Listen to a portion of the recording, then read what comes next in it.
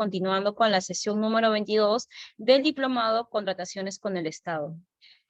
Contamos con la presencia del doctor José Luis Mandujano Rubin, quien es abogado titulado, magíster y doctor en Derecho en la Universidad Nacional Emilio Valdizán, actualmente decano de la Facultad de Derecho de la misma Casa de Estudios. Máster en Contratación Pública por la Universidad de Castillo de la Mancha, España, y máster en Gerencia Pública por la Universidad Business School, España. Egresado de la Maestría de Derecho de la Empresa de la Pontificia Universidad Católica del Perú, y candidato al máster en Arbitraje Comercial y de Inversiones en la Universidad de Alcalá, España. Especializado en Gestión Pública, Derecho Administrativo, Contratación Pública, Derecho de la Construcción y Arbitraje, con una carrera profesional de más de 14 años, con experiencia como árbitro en más de 50 casos, administrados por los diferentes centros de arbitraje a nivel nacional y adjudicador en controversias del sector de construcción. Miembro de la Asociación Latinoamericana de Derecho a la Construcción, ALDC, socio del Club Español de Arbitraje, CEA, miembro líder Dispute Resolution Board Foundation DRBF, Carolina en Estados Unidos, y socio del Charter Institute. Con esta introducción le cedemos el uso de la palabra, doctor. Muchas gracias, estimada Tatiana. Y en primera instancia quiero saludar afectuosamente a toda la familia, ¿no?, de B-Lawyer, que abocada siempre al estudio y la revisión de estos temas académicos, ¿no?, y a su difusión sobre todo. Muy agradecido por ser también parte de su plana de docentes y siempre presto a poder colaborar con este proyecto académico que tan exitosamente están conduciendo. En segundo punto, quiero también saludar a todos los presentes, a todas las personas que nos acompañan, ¿no?, en este diplomado. Y bueno, comentarles que el diplomado planteado específicamente en contratación pública tiene por objetivo fortalecer, ¿no?, los conocimientos o dar un nivel de formación que tiene como meta brindar todo el panorama del proceso de la compra pública peruana, regulado en la ley 30.225. Y como una añadidura, se podría decir, ¿no?, parte del programa se ha previsto, ¿no?, un tema que es la responsabilidad penal derivada de la contratación pública, en razón a que la actuación administrativa desplegada en contratación pública activa un capítulo específico en el Código Penal que justamente va a ser hoy el tema materia de disertación, ¿no? Espero que el mismo sea de su agrado y voy a estar atento a las indicaciones que Tatiana me indique para poder empezar, como es el tiempo y las reglas de exposición. Te escucho, Tatiana. Sí, doctor, ya puede comenzar. Me avisa para avanzar la diapositiva. Ah, correcto. Perdón.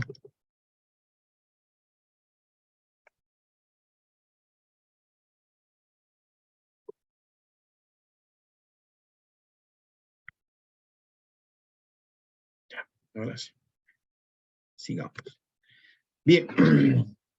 Primera diapositiva, por favor, Tatiana. La que sigue. El primer tema que nosotros debemos tener en cuenta, bueno, vamos a ir, ¿no?, de lo mayor a lo menor, ¿no?, pero con una pequeña precisión, ¿ya? ¿Ya? Debemos nosotros tomar en cuenta que una imputación que se hace, ¿no?, específicamente una investigación, una denuncia que se formula por una actuación administrativa en temas de contratación pública, conlleva, conlleva pues desplegar el aparato del Ministerio Público, el aparato del Poder Judicial, y conlleva pues una labor muy fuerte, se puede decir, muy titánica, como es el hecho de buscar su probanza y delimitar actuaciones. Para poder llegar a este punto, es muy común cuando nosotros estudiemos o revisemos ello, que el aparato responsable de hacer estas investigaciones y esta imputación es la Fiscalía Especializada en Delitos de Corrupción de Funcionarios, ¿no? Cuando esto lo llevamos a un plano netamente más académico, nos vamos a dar cuenta que se sitúa en términos del profesor Golmich en lo que se denominaría un derecho penal administrativo, ¿no? Es esta parte donde tenemos una combinación entre un ámbito disciplinario que vendría a ser el derecho penal con una necesidad de remisión o complementación con unas normas extrajurídico penales que se necesita conocer a efectos de darle sentido jurídico penal a la imputación. Es por ello que cuando nosotros revisamos los delitos previstos en el título 18 del Código Penal, nos vamos a dar cuenta que lo que en sí regulan estos tipos penales es lo que se denomina como las normas penales en blanco, ¿no? O en algunos casos son tipos penales abiertos, ¿no? En vista que el operador, y ahí viene un gran problema, ¿no?, es que tiene que hacer una interpretación o una propuesta hipotética de interpretación del sentido jurídico penal a efectos de poder, concretar su imputación. Necesita eso, ¿no? Entonces, el operador jurídico se ve en la obligación, en base a en base a la prueba y en base a nociones que se tuviese de contratación pública, de actuación administrativa. Un momento, por favor, vamos a poder seguir.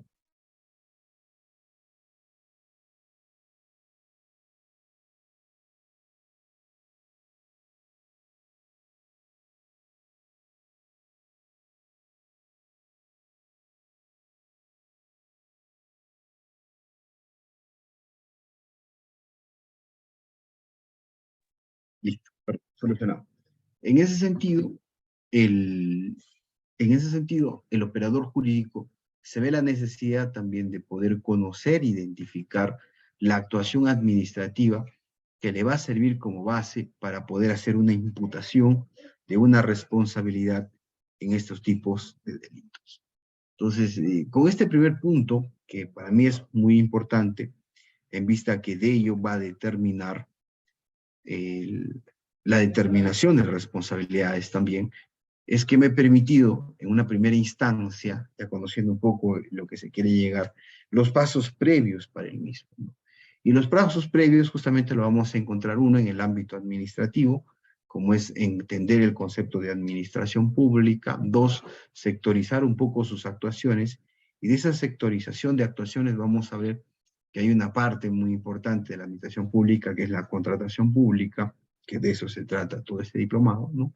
Y dentro de ámbito de la contratación pública, pues situarnos en fases, etapas, y entender que cada una de estas fases o etapas puede conllevarnos a asumir riesgos en la toma de decisiones, y muchas veces estos riesgos pueden conllevar a una imputabilidad o calificación de imputabilidad de un delito. Entonces, vamos a hacer ese mapa, se podría decir, ¿no?, de estudio, a efecto de poder culminar con el tema que se quiere alcanzar. ¿Correcto? No tengo inconvenientes si es que tuviesen algún tipo de pregunta o cuestionamiento, nos pueden hacer a través del chat o del uso de la palabra si lo consideren pertinente. Primer punto. Para nosotros hablar de contratación pública, debemos situarnos específicamente qué es la contratación pública con respecto al ámbito administrativo. Y nos vamos a dar cuenta que la actuación administrativa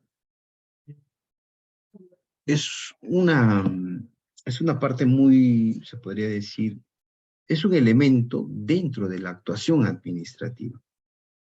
Dentro de la actuación administrativa.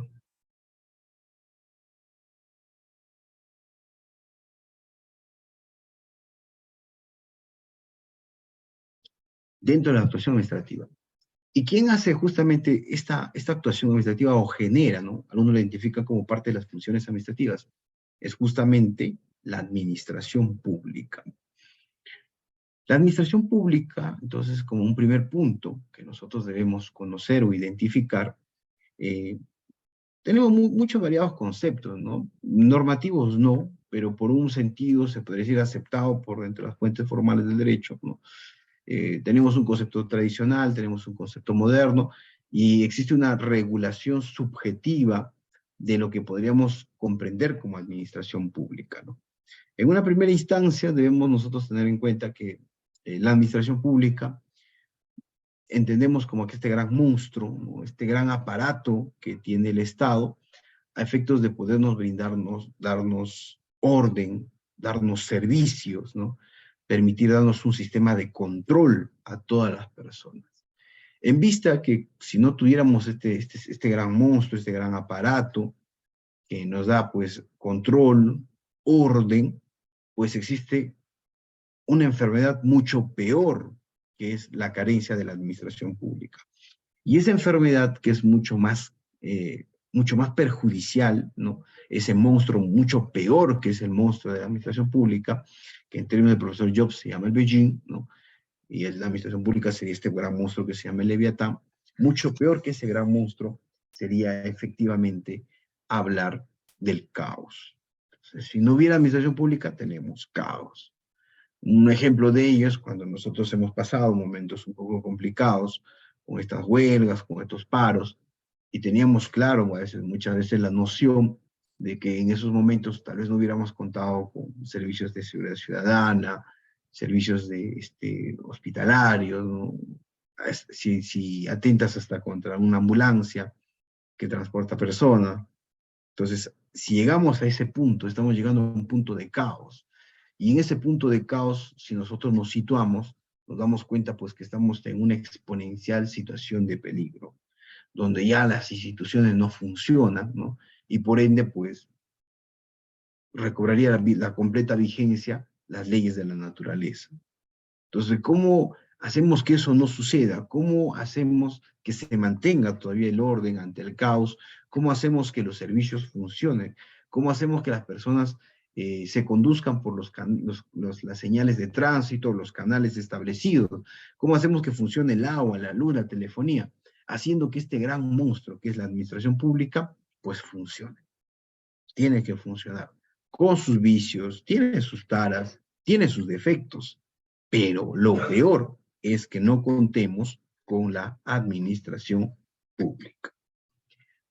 Desde ese punto de vista, ¿qué viene a ser la administración pública? La administración pública es un sujeto de derecho, pero especialmente es un sujeto de derecho público que tiene como principal y única obligación prestar servicios públicos. La noción clara de administración pública lo tenemos después de después de la Revolución Francesa, en vista que se alza un nuevo Estado basado no en un criterio de nobleza, jerarquía, aristocracia, o basado en un sentido militar o totalitario, sino se establece un Estado en el cual las autoridades, el ente público, va a funcionar para satisfacer necesidades de sus propios ciudadanos, de su propia colectividad. Es en ese punto muy importante, donde se entiende que tenemos ya no una administración privada, o privatizada, sino una administración pública. Y que el fin de este ente público que va a contar con bienes que pertenecen a todos, es justamente prestar servicios públicos. Los servicios públicos, que vienen a ser, ¿no?, la acción mediante el cual, o las actividades mediante el cual el Estado satisface necesidades colectivas. Entonces, la administración pública no existe para satisfacer necesidades particulares, sino necesidades institucionales, necesidades de los ciudadanos, ¿no?, que tiene como fin, pues, buscar satisfacer el interés superior, el interés público. Entonces, la administración pública existe para eso, sirve para eso. Y en un sentido, se podría decir, mucho más moderno, se habla de una administración pública más dinámica, una administración pública que ya no es, pues, del concepto tradicional del profesor Thomas Jobs, sino una administración pública que también actúa, ¿no?, con particulares, que actúa con privados, y entonces hablamos de una administración pública que empieza a identificarse en el término de entidades públicas. Si nosotros revisamos el artículo 1, del título preliminar de la Ley del Procedimiento Administrativo General, ¿no? Nos vamos a dar cuenta que lo que regula o lo que define como partes de las entidades públicas menciona un conjunto de los órganos principalmente estatales. Pero la principal característica es que en el numeral 8 del artículo 1 incorpora a las personas jurídicas de derecho privado, que por delegación, autorización o concesión presten algún servicio público como parte de las entidades públicas. Entonces, este es un tema bastante interesante en vista que en un concepto nuclear o duro, se puede decir, no encajaba el concepto de administración pública. Entonces, hoy a la fecha en la actuación administrativa regulatoria, propiamente hablamos de entidades públicas. Y acá quiero adelantarme a un punto, ¿no? Si nosotros revisamos el título 18 del Código Penal, nos vamos a dar cuenta que el nomen juris de esa parte del Código Penal viene a ser delitos ¿contra qué? La administración pública. Y cuando nosotros nos damos cuenta que el concepto normativo o la regulación normativa hoy vigente es entidades públicas. Entonces, este es un punto que hay que tener en cuenta, ¿no? En vista que si mantiene el derecho penal, ¿no? El derecho penal, nuestro código penal sobre todo, tiene un gran disloque con la regulación administrativa, ¿no? Es más, no solamente se podría decir que caminan paralelos, sino hasta a veces podríamos decir que caminan completamente separados. Tanto es así la separación que se da en este ámbito, que los mismos penalistas o el legislador penalista, a veces desde la base de los conceptos conductuales de un derecho penal de dominio, de acto, pretenden enfrentar o regular o sancionar, entre comillas, estas conductas de los delitos contra la administración pública o de actuaciones administrativas, en vista de no poder a veces sintonizar con la regulación específica que existe en el ámbito administrativo de ciertas situaciones o sujetos, se han visto la necesidad de ellos mismos regular temas que son de naturaleza netamente administrativa. Uno de ellos, por ejemplo, es el tema de la regulación de lo que se considera los servidores públicos, ¿no?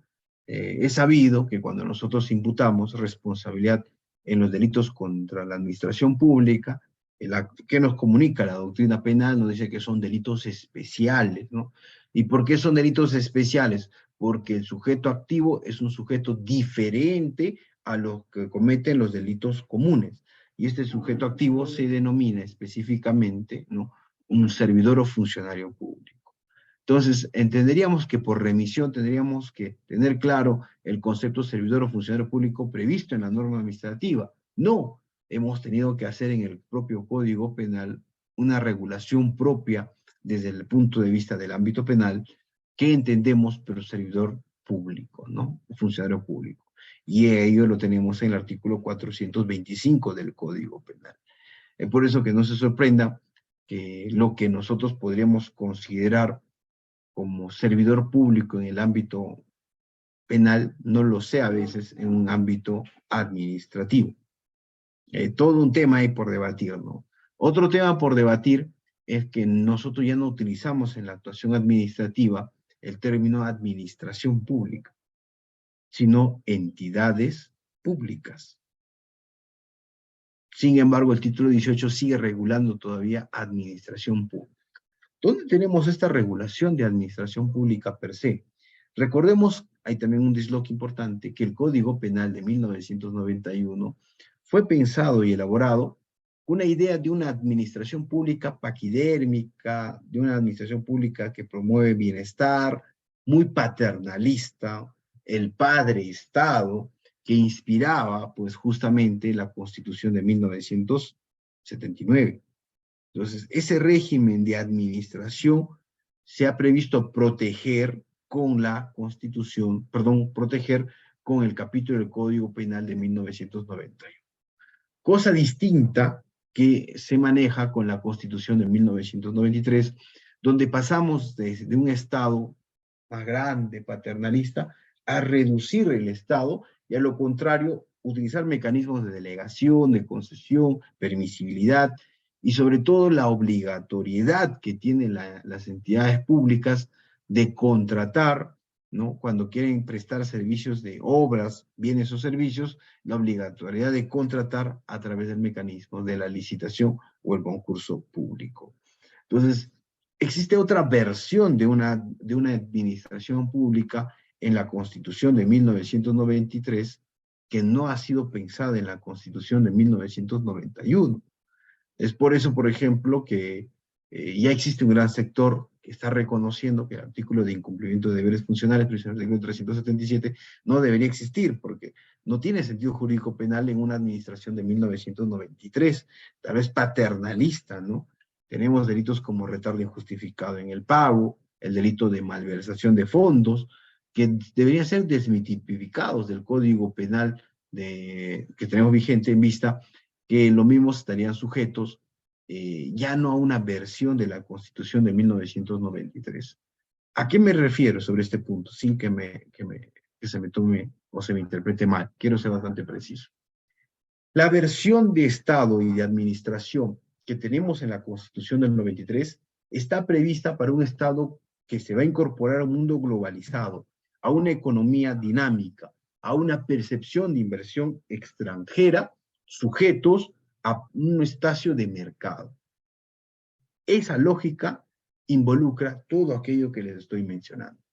La lógica anterior de estos tipos de tipificar y aumentar el catálogo para proteger a este gran monstruo que no está conectado con los demás, que no está globalizado, es lo que tenemos en la Constitución de 1991. Perdón, en el Código Penal de 1991. Los tipos penales todavía siguen pensados en ese modelo de administración de 1979, en la Constitución del 79. Y para ir avanzando, ¿ya? Y es por eso que hoy hablamos en el ámbito administrativo del concepto entidades públicas. Y lo interesante de hacer uso de este concepto de entidades públicas es que podemos incorporar a las personas jurídicas que prestan servicios públicos por concesión, delegación o autorización, como parte de las funciones administrativas, como parte de entes generadores de procedimientos administrativos. Y eso lo estamos viendo, ¿no? Específicamente con empresas estatales o a veces con entidades privadas, como son colegios privados o clínicas privadas, que por dar servicios públicos son parte también de las entidades públicas. Eso no es cierto, profesor, completamente cierto. Ya en materia de pandemia se habilitó, por ejemplo, que el Estado podía intervenir por razones de salud, prestadores de servicios privados, por un sentido de razón de interés o necesidad pública. Y lo mismo también sucede en el ámbito educativo. Ningún colegio privado es una isla para el Estado, no es una isla para el Estado. Y similarmente, ¿no? En temas de telecomunicaciones, concesión de carreteras, ¿no? El Estado, ¿no? Y actúa en una combinación público-privado por una condición estratégica. Y lo correcto sería incorporarlos también en una regulación de entidad pública. Pero esto qué conllevaría en la lógica del Código Penal. Por ejemplo, que un colegio de abogados podría ser denunciado por peculado. Si incorporamos el concepto de entidad pública, así como está el Código Penal previsto. Podría ser imputado por un peculado. O sea, cosas que a veces no está previsto todavía en la Constitución, en el Código Penal 91, conforme a las nuevas reglas que nos comunica el mercado. Siguiente, por favor, para avanzar. ¿Dónde se sitúa la contratación pública dentro de la administración pública, ¿no?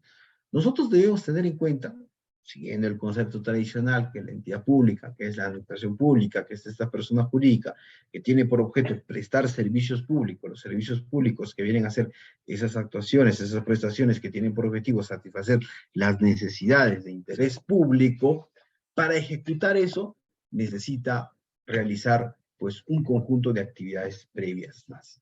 Es por eso que desde un ámbito didáctico se entiende que como una de las, se puede decir, partes integrantes de la entidad pública, de las administraciones públicas, es justamente la contratación pública.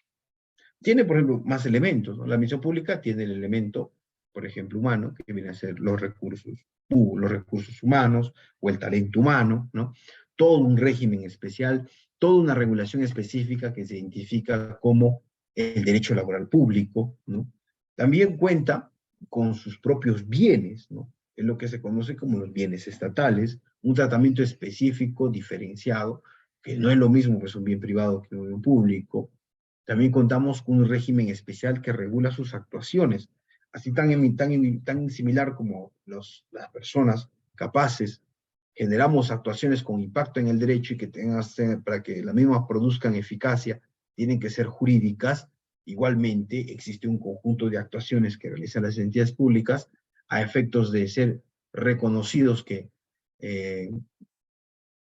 tienen efectos en los derechos, intereses, obligaciones de los administrados, tienen que ser válidos o reconocidos como actuaciones o acto administrativo. También existe eso en la entidad pública, o sea, existe esa institución que regula las actuaciones per se. Y aquí quiero hacer un punto, adelantándome también, ¿no? Muchas veces es hasta, ¿cómo les puedo decir, no? Sin que se tome a mal, ¿no? Pero bueno, en vez de decirle hasta gracioso, lo diré frustrante, ¿no?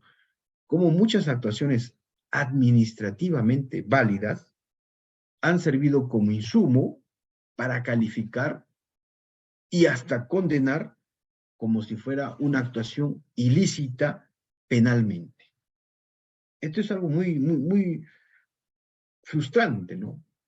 En vista que cómo es posible que una actuación administrativamente válida pueda servir como insumo para determinar responsabilidad penal. Y ello existe en razón a que el operador de derecho, como ya les mencioné al inicio, cuenta con esta potestad, pues, cuenta con este poder,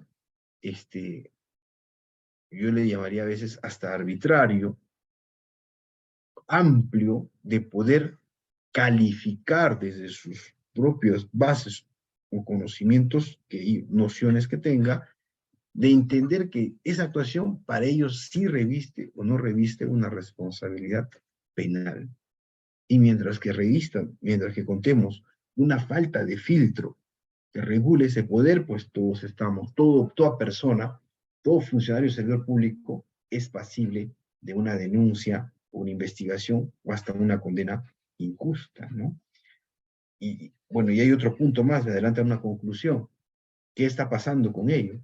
Por ejemplo, muchas personas muy capaces, viendo que nuestra imputabilización de responsabilidades es absurda, ya no quieren trabajar en las entidades públicas. Dicen, no, estas normas, ¿qué está pasando? Y no solamente estamos viendo el ámbito normativo, sino estamos haciendo también el ámbito empresarial, ¿no? Por ejemplo, estamos tratando de sancionar a nuestras empresas, a las empresas peruanas, y con una, entre comillas, pensamiento mediático de política de lucha anticorrupción y dejando expedito el mercado de compras públicas a empresas extranjeras. Porque el legislador, hoy creo que un congresista de Perú Libre hizo una iniciativa de la reforma de la ley 30.424, pero con una lógica absurda. Entonces, bueno, es otro tema, ¿no? Pero lo que comunica estos tipos de delitos basados en una lógica de administración pública y sin tener en cuenta la nueva actuación de las entidades públicas, es que justamente mucho talento de las entidades públicas se están retirando y están pues haciendo otro tipo de actividades, ¿no? Pero volviendo a nuestra lógica, ¿ya? Hay recursos humanos, bienes del Estado, ¿no? Hay actuación administrativa, existe una normativa propia también en la administración pública. Recuerden que las entidades públicas se pueden autonormar. Un ejemplo de esto es, por ejemplo, en el derecho penal, el penalista, a veces un penalista sin base administrativista, ¿no? Supone que la imputabilidad de estos delitos especiales está basado en la infracción de un deber, ¿no? pero ese deber de protección social, que muy bien lo expone bien el profesor Jacobs, ¿no? Pero mal llevado a un ámbito administrativo, por cierta parte de la doctrina, que entiende que cualquier quebrantamiento de la norma ya exime de responsabilidad de los demás elementos formales de delito que tienen que ser justificados por parte de la persona. No, quebrantó el ROF, el MOF, y la pregunta viene a ser, ¿ese ROF, ese MOF, es norma escrita en piedra o es norma autoplanteada, creada por la función administrativa que cuenta la entidad pública? Y justamente las entidades públicas tienen esa facultad de autorregularse, autoprever, ¿no? En una identificación de responsabilidades, pero basada en un sistema de gestión de procesos. Pero el Ministerio Público, a veces mal, o los órganos de control, a veces tomando una lógica de supuesta infracción de deber, consideran que el quebrantamiento o el incumplimiento, y muchas veces el incumplimiento, ¿no?, de una norma organizativa conlleva o apertura inmediatamente una responsabilidad penal. Entonces es un tema bastante interesante, bueno, lo dejo ahí nomás, a efectos de llegar a nuestro punto. Y justamente una de las funciones que también realizan las entidades públicas es la contratación, como toda persona más, ¿no? Todos necesitamos contratar. ¿Por qué? Porque a través del contrato se cumple la función económica en la cual nosotros satisfacemos necesidades. Y las entidades públicas que tienen como función satisfacer los servicios públicos, para llegar a satisfacer esos servicios públicos, quiero disminuir la mortalidad materna, quiero disminuir la inseguridad ciudadana, quiero yo disminuir los índices de pobreza, quiero yo disminuir los índices de alfabetización. Para que yo como entidad pública pueda alcanzar esos objetivos previstos, tengo que realizar contratación de bienes, servicios u obras. Para la alfabetización, tengo que construir colegios, tengo que contratar con consultores para que hagan el expediente técnico, para que hagan el perfil, para que hagan el colegio. Tengo que contratar con proveedores para que implementen los bienes del colegio. Y tengo que contratar personas naturales, docentes, para que presten el servicio educativo. Y de esta forma, el ratio educativo, pues, sea exitoso. Y lo mismo sucede con hospitales, y lo mismo sucede con carreteras, lo mismo sucede con temas económicos. Todas las entidades públicas están previstas para prestar servicios públicos y alcanzar, satisfacer necesidades públicas. Y la única forma de hacerlo correctamente, y conforme lo exige la Constitución Política del Perú, es contratando. Están obligados a contratar. Entonces, la característica que nosotros encontramos, que viene a ser la contratación pública, viéndolo desde una lógica, otra vez tomando el concepto clásico de administración pública, viene a ser el medio mediante el cual las entidades usan para poder satisfacer su necesidad de bienes, servicios o ejecución de obras que requiere para prestar un servicio público. Desde un punto de vista de la planificación, nosotros debemos tener en cuenta que la contratación pública, si vemos dentro del marco de la inversión pública, dentro de los sistemas administrativos, ¿no?, es una pequeña fase en el tiempo de la inversión, la preinversión, ¿no?, hasta la posinversión, se podría mencionar de un concepto antiguo de InvierteP, ¿no? Una fase de planificación, ¿no?, o lo que viene a ser la preinversión, la ejecución de la inversión, a través de un expediente técnico, un expediente definitivo, y justamente en ese punto se hace uso adecuado más de la contratación pública. Y desde una lógica de abastecimiento, ¿no?, entendemos ya que la contratación pública tiene todo, es un sistema administrativo, ¿no?, es un sistema administrativo que cuenta pues con su autonomía, sus principios rectores, sus normas técnicas, tiene parte sustantiva, tiene parte procesal, y que va a regular en sí el proceso mediante el cual, ¿no?, las entidades públicas, ¿no?, las entidades públicas satisfacen sus necesidades de bienes, servicios u obras, pero sujetos a los principios que prevé la ley de contrataciones, ¿no?, sujetos a todos estos controles en vista que se está utilizando fondos públicos. Entonces, todo este mecanismo regulatorio más estricto que se cuenta con en la contratación pública se da específicamente porque las contraprestaciones son fondos. Y la característica de un fondo público es que pertenece a todos, no solamente a uno, sino pertenece a todos. En ese sentido, el reglamento de la ley de contrataciones, ustedes lo han revisado, en su anexo 2 de terminologías, regula qué viene a ser contratación pública, ¿no?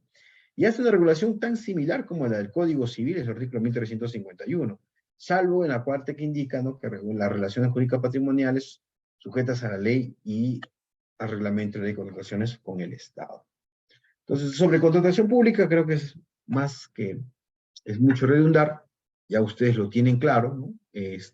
La contratación pública es el medio mediante el cual las entidades, ¿no?, hacen uso a efectos de satisfacer su necesidad de bienes, servicios u obras que requieren para prestar servicios públicos, ¿no? Entonces, una entidad no compra una maquinaria para tener maquinaria, sino para hacer trochas, carreteras, ¿no? Una entidad pública no compra, pues, vacunas para el COVID para que los tenga, sino para prestar el servicio público de salud ciudadana, salud pública, y lo mismo, ¿no? Entonces, para eso se utiliza la característica de la contratación pública, contrario sensu, a la característica de una contratación privada, donde lo que se requiere es satisfacer intereses netamente privados.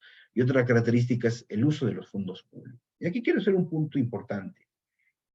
¿Qué pasa si los fondos públicos no son cuidados o tratados adecuadamente? Inmediatamente eso sí activa niveles de responsabilidad. Niveles de responsabilidad, ¿no? Entonces, el delito específico, cuando hablamos de fondos públicos que se activa ante una amenaza, y peor aún cuando hay una violación, ¿no?, de este bien jurídico, es justamente el delito de peculado. Miren, peculado. Para fondos públicos, en general. Profesor, pero dentro de contratación pública hay fondos públicos, definitivamente. Entonces, como regla general, peculado también es parte de la imputabilidad de delitos que puede asumirse en una contratación pública. Pero no solamente hay fondos públicos en contratación pública, también en temas de personal, en temas de pagos, ¿no? Hay en temas de inversiones, en temas hasta de un encargo. En todas estas situaciones también están sujetos a la imputabilidad de un delito de peculado. Ese peculado está previsto ahí, pero el sentido jurídico normativo, el sentido jurídico extrapenal, va a darse tomando en cuenta la actuación administrativa o el supuesto específico que se quiere imputar para condenar por el delito de peculado. Volvemos a nuestro punto. Dice, a ver, la contratación pública tiene también una lógica parecida al Código Civil, ¿no? En vista que el Código Civil señala, ¿no?, que la contratación pública tiene 3 fases, la contratación privada tiene 3 fases, ¿no?, sujetos al principio de buena fe, ¿no?, la celebración, la ejecución, la negociación, dice, la celebración y su ejecución sujeto al principio de buena fe. ¿Lo mismo sucede aquí? Claro que sí. Lo mismo sucede aquí, ¿no? Lo mismo sucede aquí.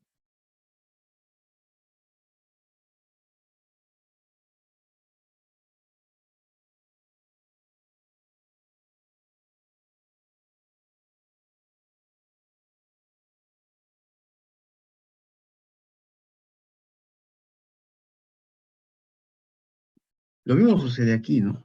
Y esa misma lógica, pero con bases administrativas.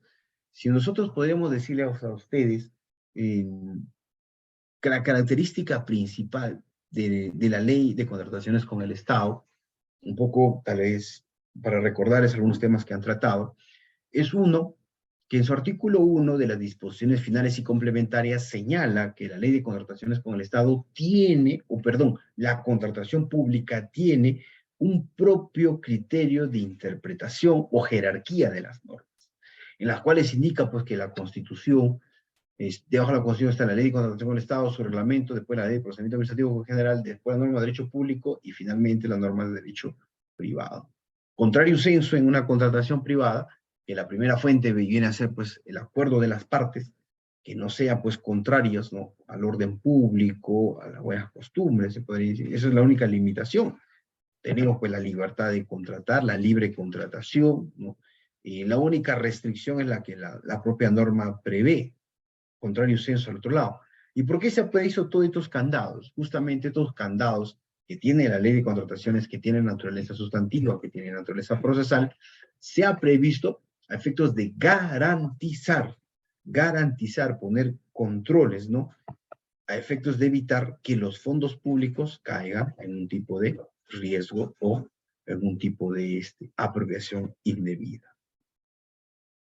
Entonces, eso debemos tener en cuenta. Y pues recordando ello, nos vamos a dar cuenta que la regulación que tenemos en esta normativa de contratación pública señala que la contratación pública se deriva en 3 fases.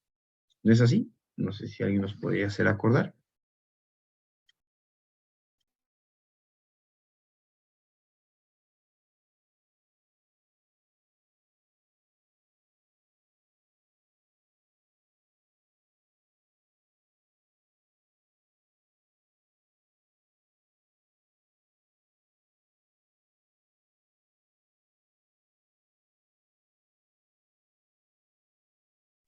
Colegas, ¿me escuchan? Ustedes que están haciendo el diplomado, estamos hablando de 3, ¿no? ¿Cuáles son? Actuación, actuación preparatoria, ¿no? Segundo,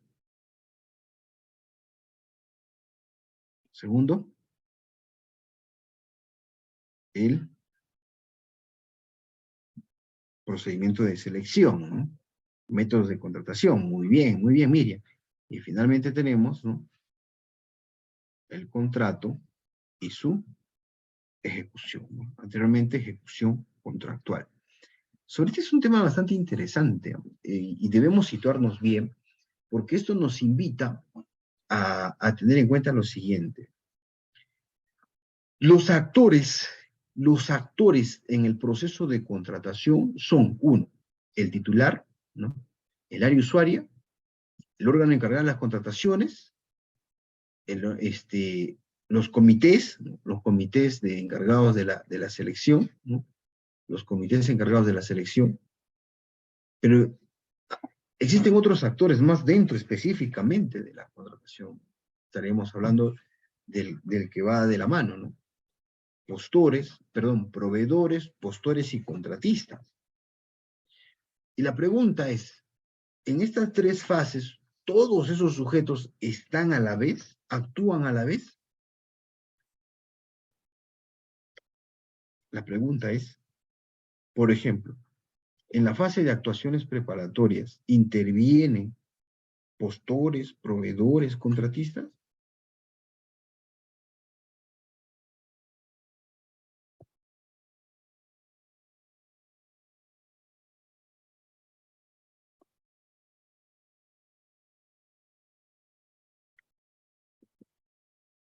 A ver, aquí equivoquémonos, ¿eh? Aprovechemos para responder, ¿sí o no?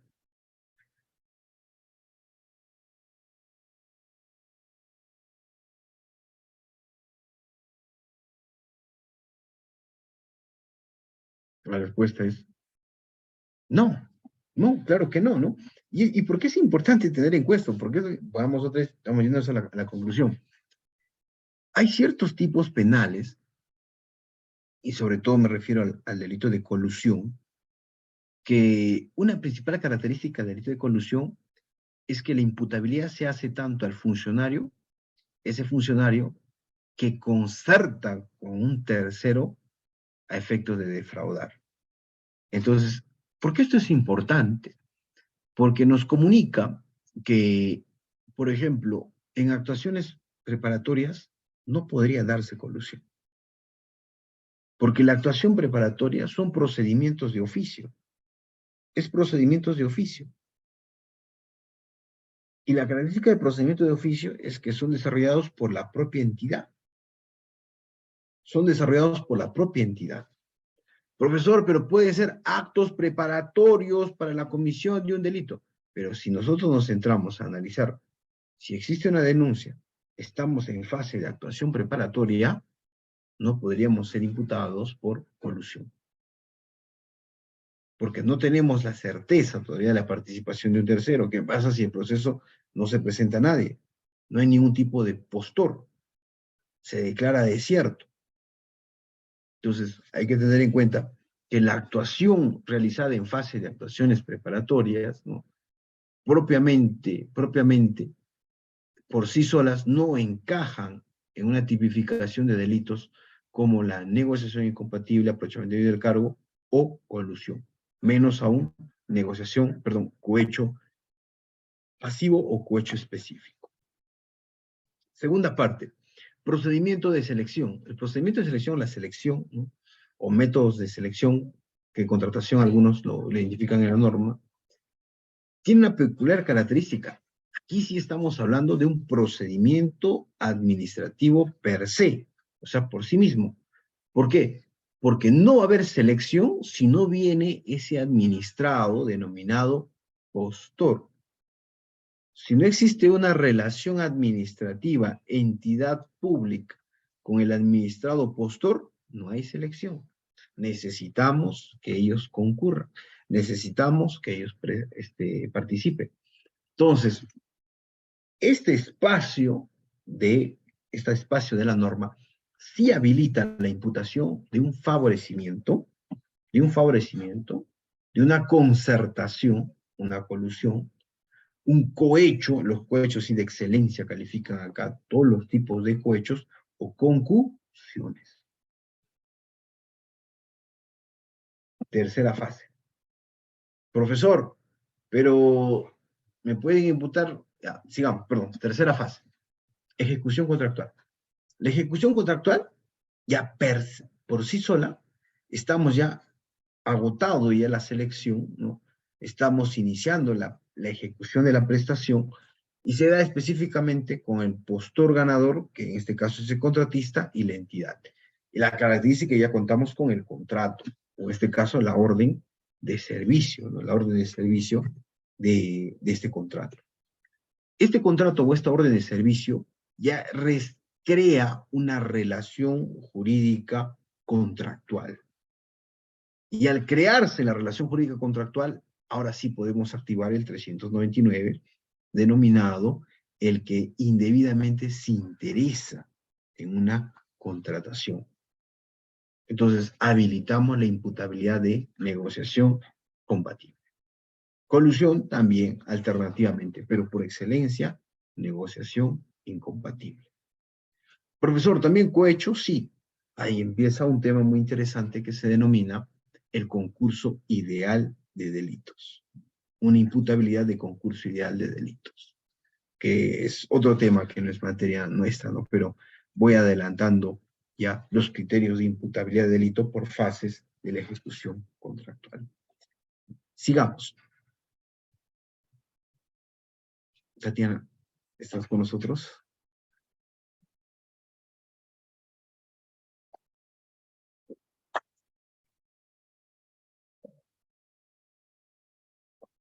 ¿A qué denominamos responsabilidad, no?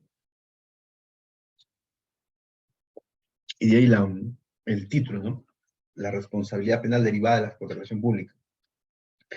La responsabilidad es la atribución de un incumplimiento. Entonces recurre a una responsabilidad. El incumplimiento de la ley o el incumplimiento de un propio acuerdo. Pero sobre todo, cuando nosotros nos restringimos, hablamos de una responsabilidad penal, viene a ser la consecuencia o la determinación de la consecuencia jurídico-penal por haber incurrido en la comisión de un delito o una falta. Ello es una responsabilidad penal, ¿no? ¿Y qué sucede aquí? Siguiente diapositiva, por favor. En el ámbito de la administración pública, existe lo que se conoce como la independencia de responsabilidades. Una actuación dada entre las entidades públicas, en una entidad pública, o un comportamiento realizado en el marco de la función pública va a generar diversos tipos de responsabilidades, y cada uno autónoma. Una, que viene a ser la responsabilidad civil, que nos va a obligar a reparar el daño causado, o el daño que hemos generado por la actuación perjudiciosa a la entidad pública, ¿no? Dos, una responsabilidad administrativa que viene a ser las sanciones administrativas, ¿no? Por ejemplo, una sanción administrativa puede ser pena privativa de libertad. Una sanción administrativa puede ser pena privativa de libertad.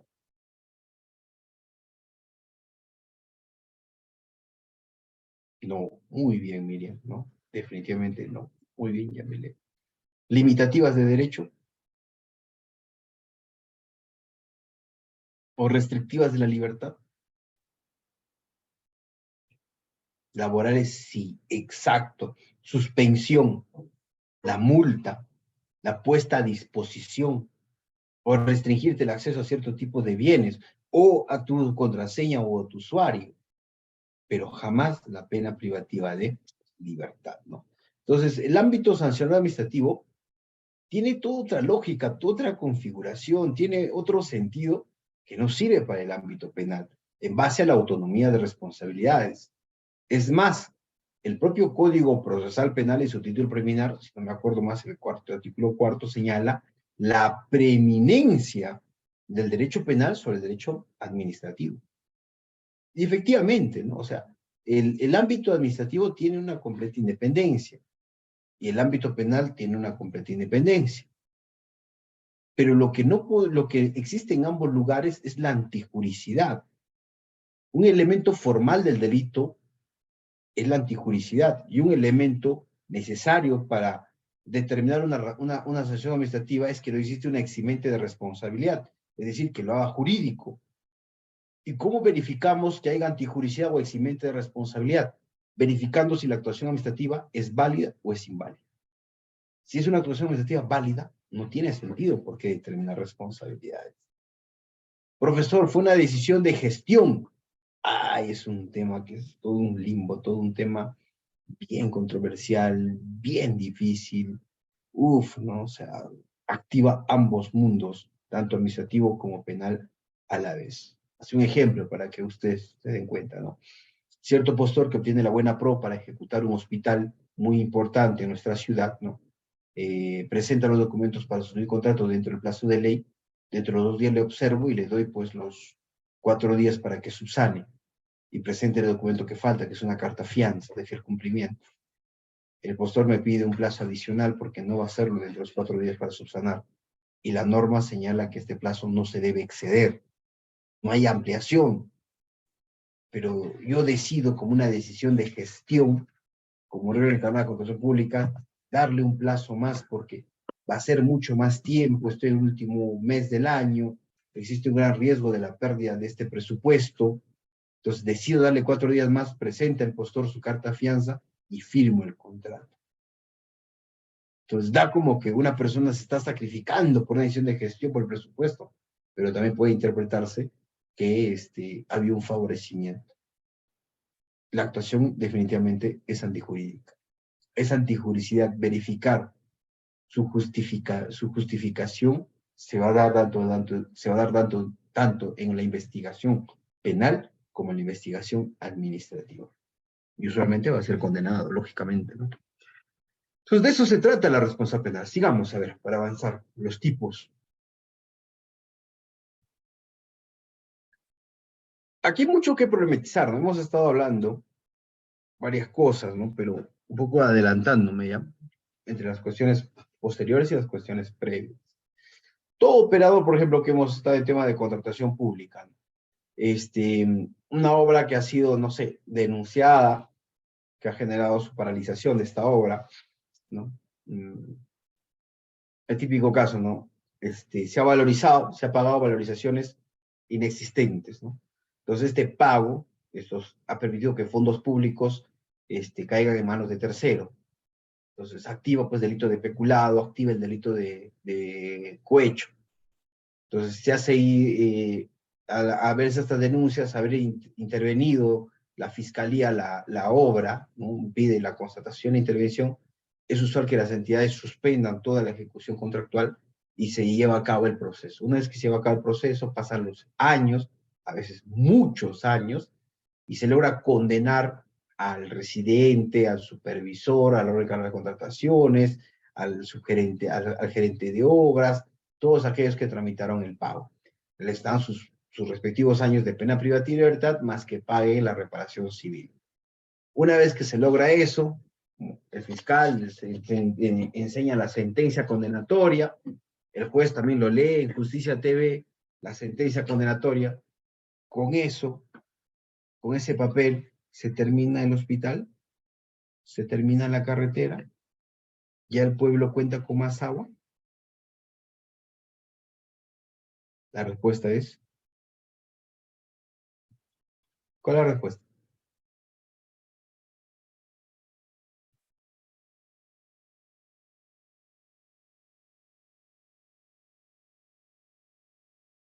No continúa si no responden, es vital esa respuesta.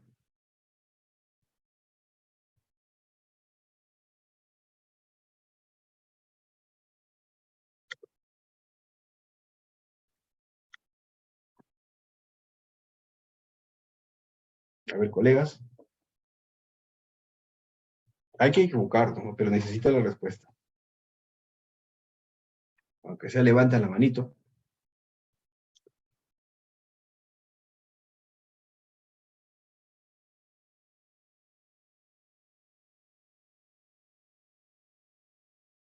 ¿Ya han comprendido?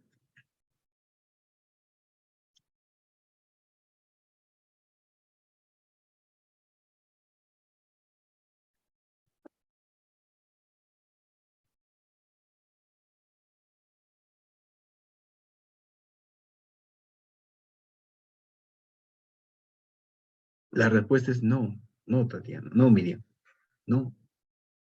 El derecho penal, el derecho penal no es un medio de reparación. El derecho penal es una forma de control. Y no importa cuántas sentencias condenatorias existan, esto no va a hacer que el agua llegue, que el puente se culmine, que el hospital exista, que las obras continúen. Entonces, un principio básico que todo, y debemos entender todo ciudadano, es que cuando se están investigando, eso tiene un camino separado.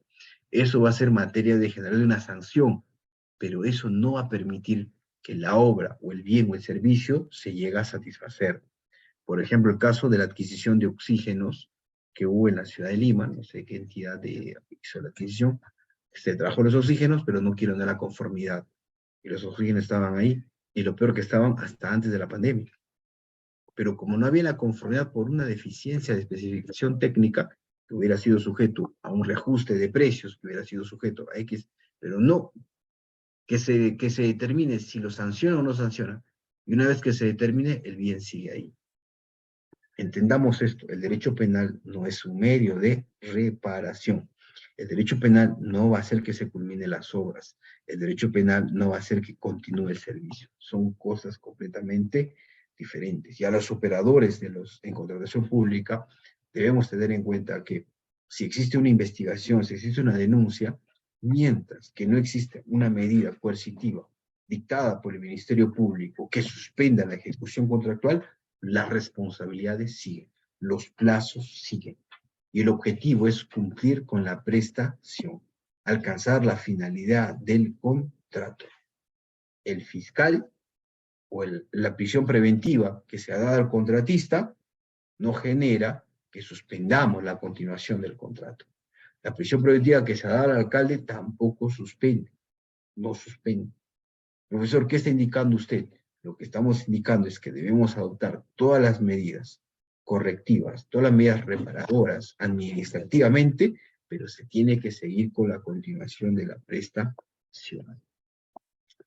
¿Por qué? Porque el derecho penal no es reparador, es sancionador. ¿Ya? Hay mucho que hablar sobre este tema, ¿no? Pero me voy a centrar que la corrupción en la administración pública no se soluciona con sanción.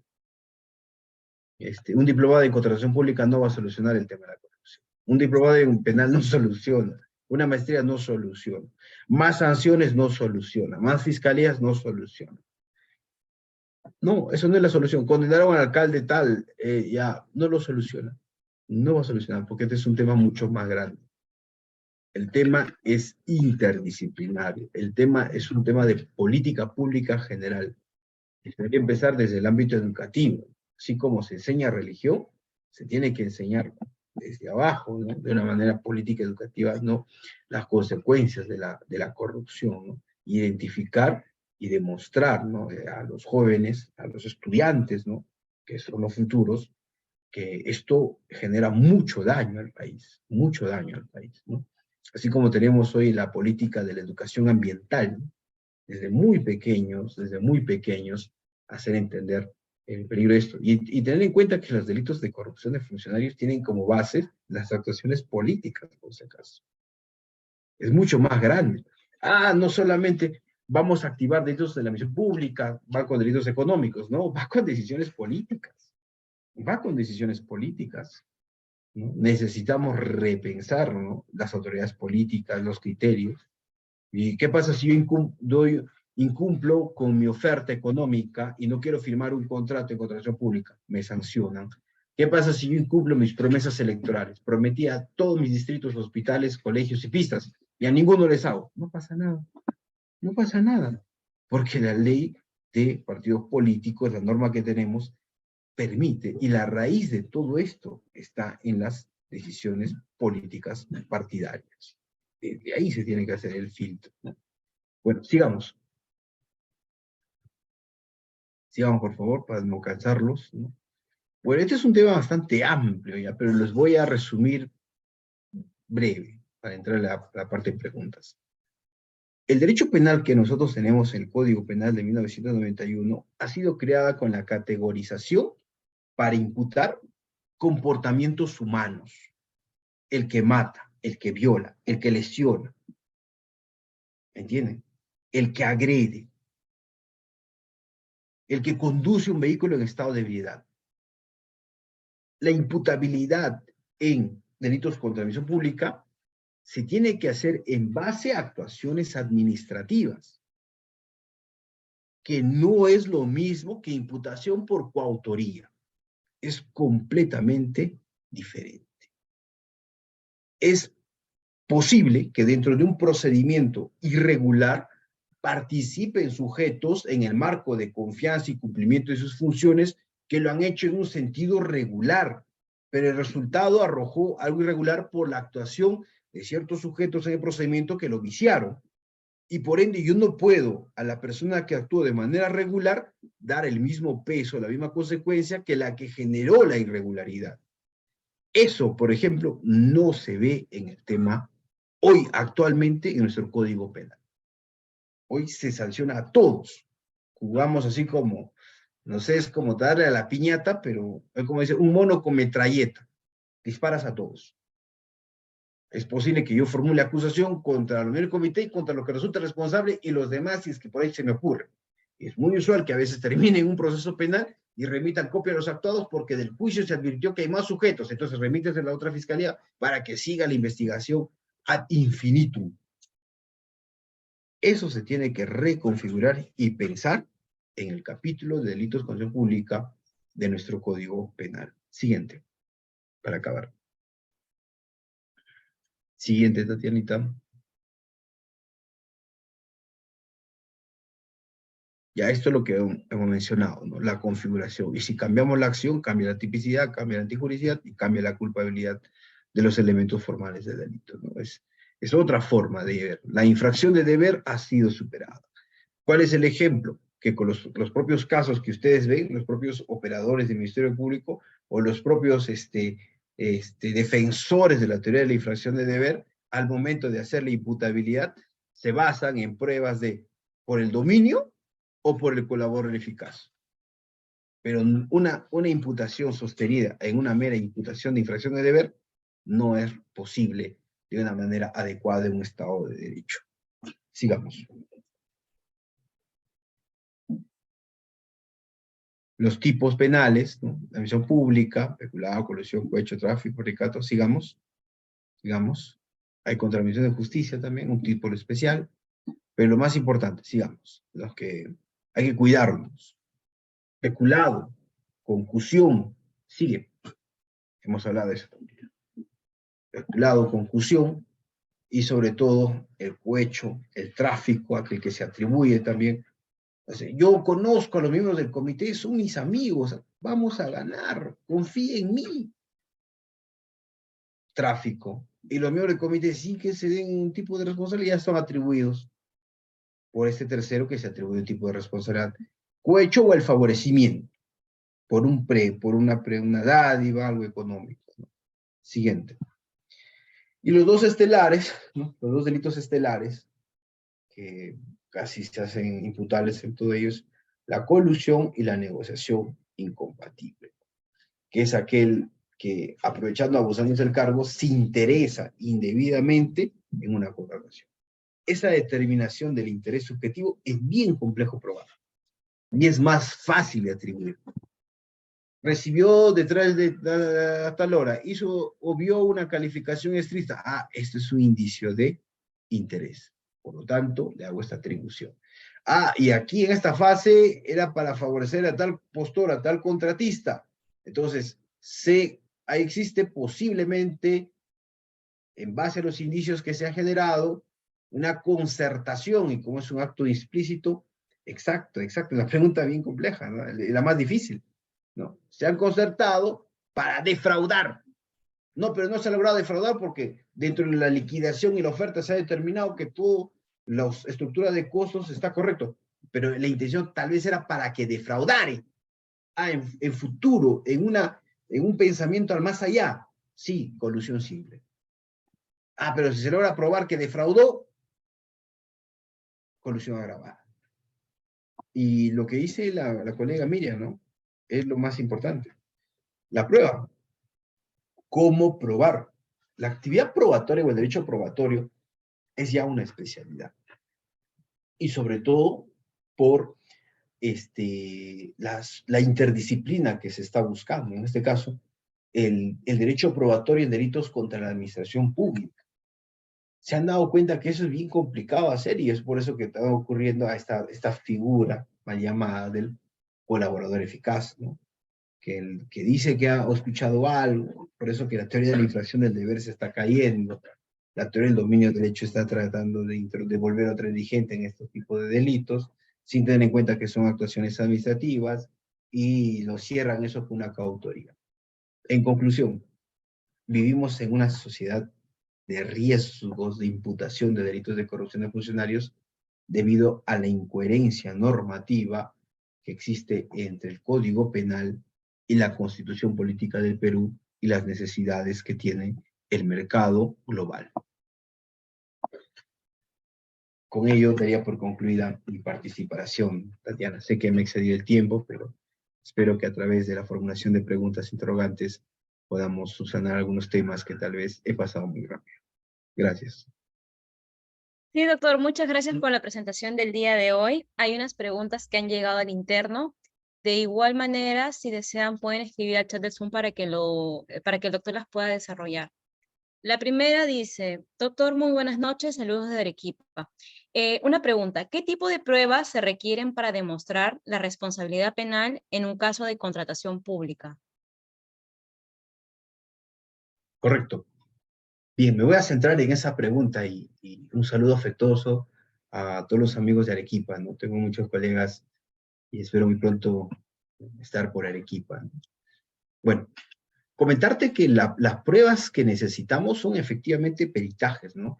Un peritaje dado con un informe no de un CPC o un ingeniero civil, porque si nosotros desearíamos revisar en estricto la contratación, necesitamos contar dentro del Ministerio Público un especialista en contratación pública con certificación de un nivel siquiera más allá del intermedio, que nos pueda a nosotros comunicar en base, sustentando con opiniones, ¿no? Y su análisis, que el proceso de contratación ha sido dirigido, o por lo menos ha sido viciado. Y es necesario nosotros saber distinguir entre un vicio y algo que esté dirigido. Si nosotros determinamos que existe, ¿no?, correlación en las especificaciones técnicas se han creado para el postor A. Del registro de proveedores vemos que la empresa que se presentó justo se ha creado semanas antes o días antes o cuando la persona era alcalde. Todos esos datos nos da el especialista en contrataciones con el Estado. conoce de estudios de mercado, conoce de cotizaciones, conoce de aprobaciones expediente técnico, conoce de plazos, cuándo es regular, cuándo es irregular, conoce de calendario, conoce de esas fechas muy comunes, ¿no? Buena Pro justo cae días antes del Día de la Madre. Esa información no te va a dar un CPC, pues. El Ministerio Público, su actividad probatoria que está prevista, está pues para investigar delitos de corrupción de funcionarios en los años 90. La lógica de actuaciones probatorias que se requiere hoy con la nueva ley de contrataciones, un régimen más globalizado, es diferente. Se requiere un perito especialista en contratación pública certificado. ¿Qué más requiero? Un especialista en finanza pública. Pero eso lo hace el contador público similarmente, pero el de finanza pública, teniendo en cuenta si es va a ver la estructura financiera en obra o de bienes. Que conozca el tema de precios. Es fácil determinar la regularidad o irregularidad de los precios, o en este caso del valor estimado referencial de los bienes con el Estado. Es una persona que está cotizando, que tiene información. Ojo que no te lo va a dar eso el OCE. El OCE no te lo va a dar, porque no es su función hacer tu auxiliar pericial. ¿Quién debería hacerlo? La Contraloría. Pero no está preparado para eso la Contraloría. La Contraloría también tiene muchos vicios, ¿no? O sea, no está conectado con esa logicidad. Sigue todavía con normas NAGU de los años 90. Entonces, y esto a quién perjudica, ¿no? O sea, el fiscal se ve obligado con la regulación que tiene, con lo poco que tiene, a hacer algo. Más si el tema es mediatización, porque hoy lo que vivimos es una mediatización del derecho penal.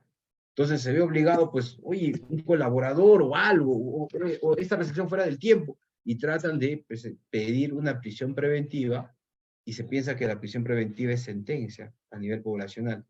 Y mientras que está en prisión preventiva y está en investigación, me postulo para juez superior. No es así.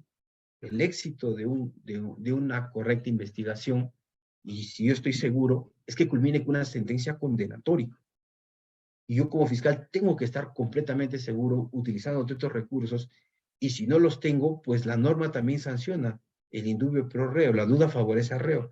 Yo puedo estar subjetivamente seguro que hubo un vicio, pero lastimosamente tengo que informar que debido a mis deficiencias presupuestarias, personales, no he podido lograrlo. Pero más injusto sería tratar de imponer, privar o restringir la libertad de una persona por mi sola sospecha.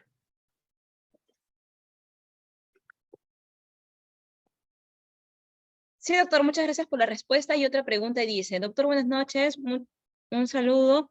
¿Qué papel desempeña la Contraloría General de la República en la prevención y control de la corrupción en la contratación pública? No puedo opinar sobre eso, no soy un especialista, pero los que sí nos medimos por resultados, tenemos una lógica de gestión de proceso por resultados, decimos lo siguiente. Este medicamento es bueno contra el COVID porque todos aquellos que se vacunan no han muerto por COVID. Entonces, el resultado, el efecto positivo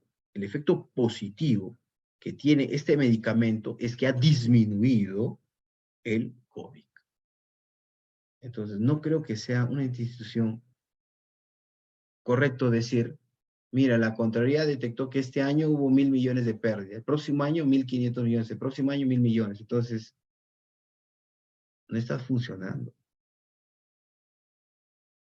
Eso es lo que sí puedo entender que comunica en dicción de resultados. No es un gran mérito que el señor Contralor informe cada año que la corrupción o la pérdida siga disminuyendo. Lo correcto es que en su función de lucha y control nos informe resultados que se está ganando y se está evitando el perjuicio, ¿no? Eso sí lo podría comentar. Sí, doctor, muchas gracias por la respuesta. Y una tercera y última pregunta. ¿Cuál es el marco legal que regula la responsabilidad penal en la contratación pública en el Perú?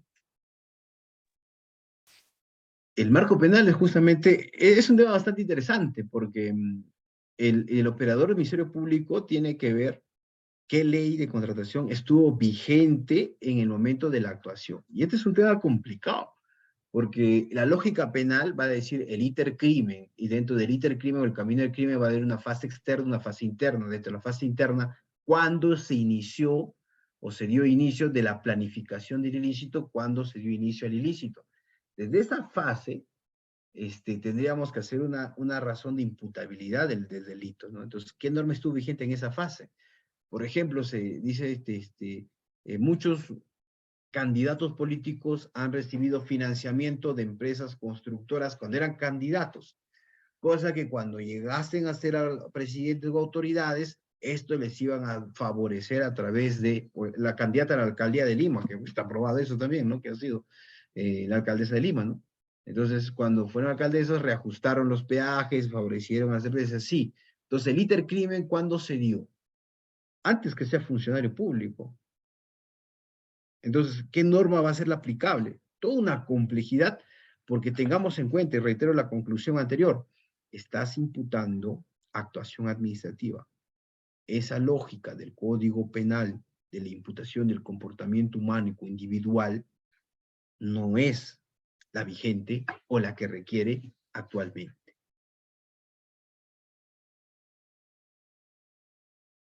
Sí, doctor, esas han sido todas las preguntas por parte de los participantes.